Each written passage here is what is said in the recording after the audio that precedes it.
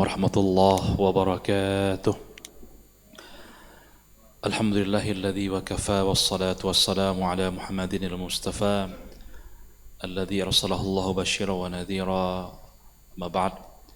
Hadirin kaum muslimin, kaum muslimat sidang jamaah maghrib yang dimuliakan oleh Allah Subhanahu wa taala, mari kita sama-sama mensyukuri nikmat Allah yang masih diberikan kepada kita bersama. Nikmat yang sangat banyak, yang tiada terhingga, yang sampai saat ini kita masih dianugerahkan nikmat tersebut. Mudah-mudahan kita dapat mengingatnya dan dapat kita bersyukur atas semua nikmat tersebut. Kemudian tidak lupa kita menyampaikan salawat salam kepada Rasul junjungan alam Nabi Muhammad SAW, syafaatnya amat kita harapkan di hari kemudian kelak. Hadirin hadirat kaum muslimin rahimakumullah, setiap kita pasti pernah diuji oleh Allah Subhanahu wa taala. Ada ujian berupa musibah, sakit, ada ujian berupa kekurangan harta, ada ujian yang lain yang sangat banyak yang tiada terhingga. Ingatlah bahwa setiap ujian yang Allah berikan kepada kita tersebut ada nilai berharga yang diberikan oleh Allah kepada kita bersama. Tentunya nilai-nilai itu dapat kita lihat dalam beberapa hal. Yang pertama sekali, setiap musibah yang Allah berikan kepada kita akan diampunkan oleh Allah akan segala dosa-dosa kita. Hadis sahih riwayat Aisyah menyebutkan, di mana hadis ini adalah hadis riwayat Imam Bukhari dalam kitab sahihnya. Rasulullah SAW bersabda, "Ma min musibatin tusibul muslim illa kafarallahu biha hatta syaukatu tusyakuha." Tidaklah sebuah musibah yang menimpa seorang muslim tersebut kecuali dengan musibah itu Allah akan ampunkan dosa mereka.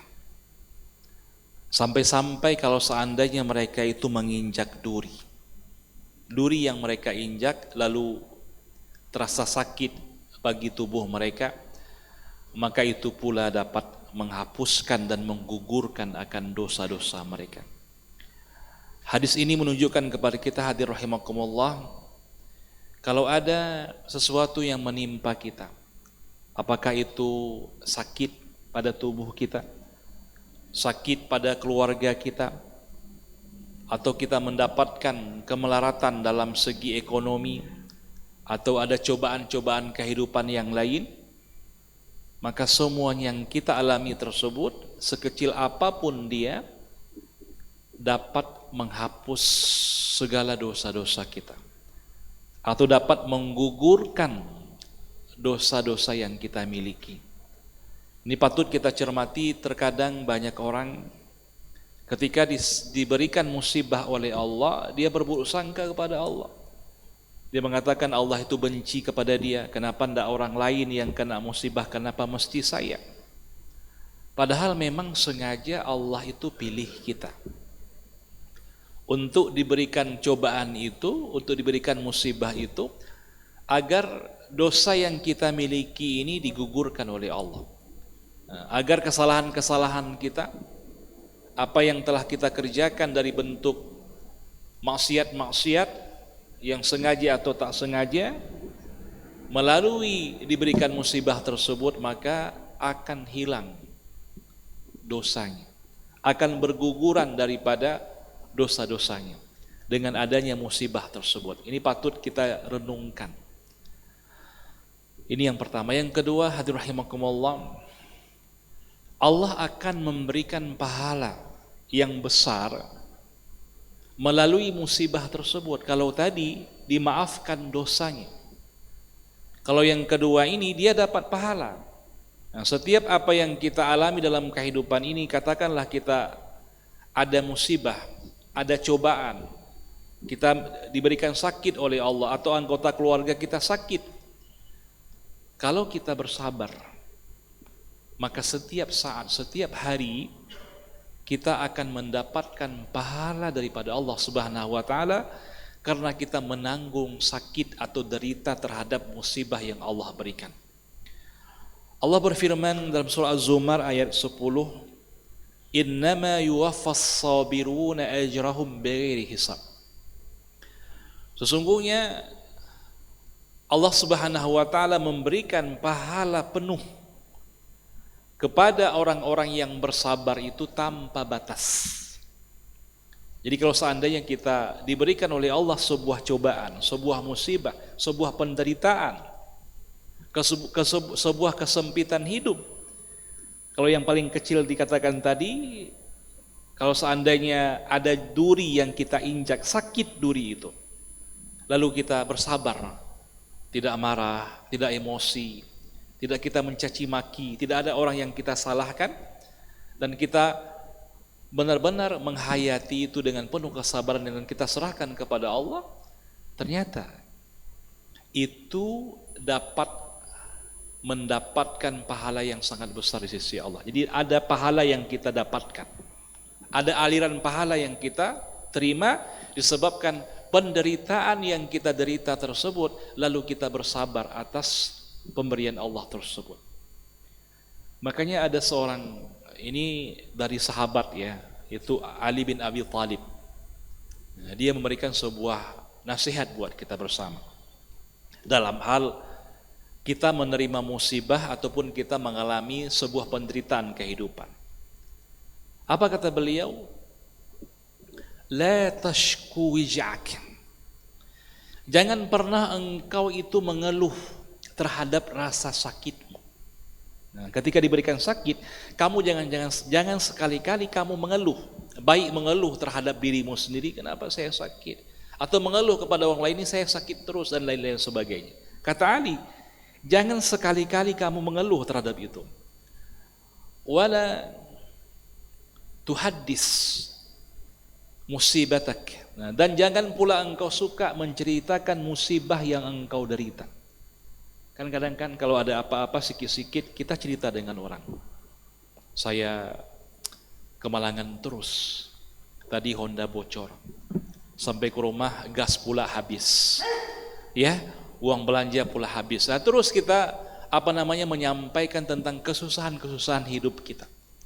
Ini kata Ali, ini jangan sempat kita menyampaikan keluh kesah tersebut.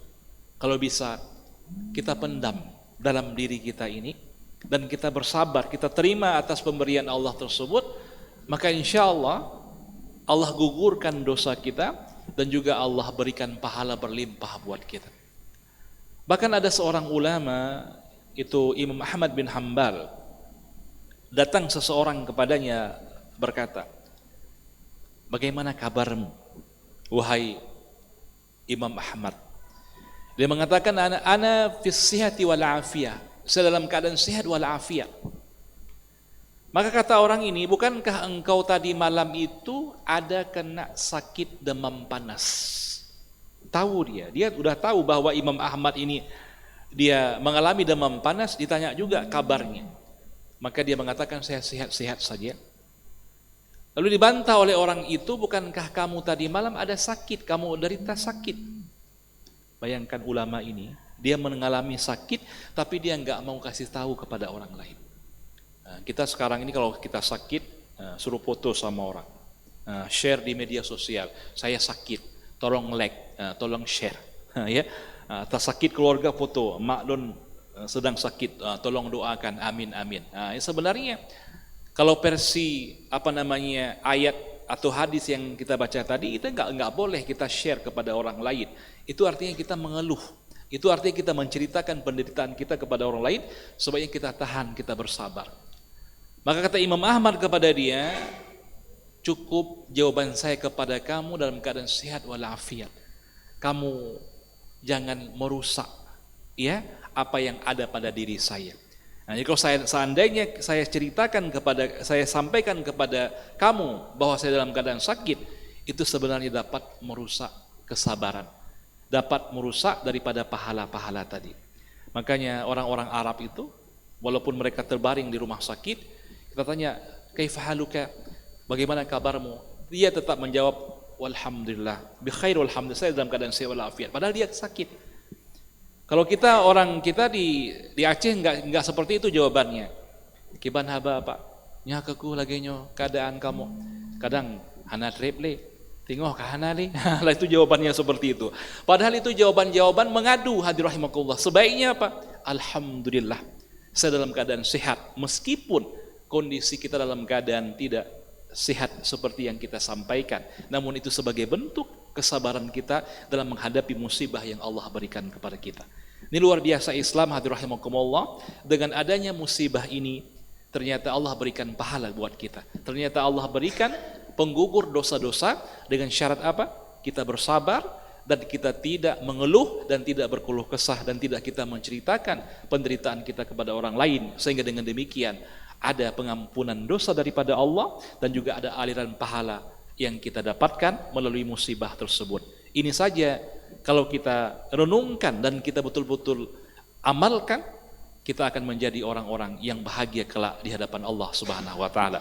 Demikian ceramah singkat ini yang dapat kami sampaikan, mudah-mudahan bermanfaat. Subhanakallah bihamdika asyhadu an la ilaha illa anta astaghfiruka wa atubu ilaik.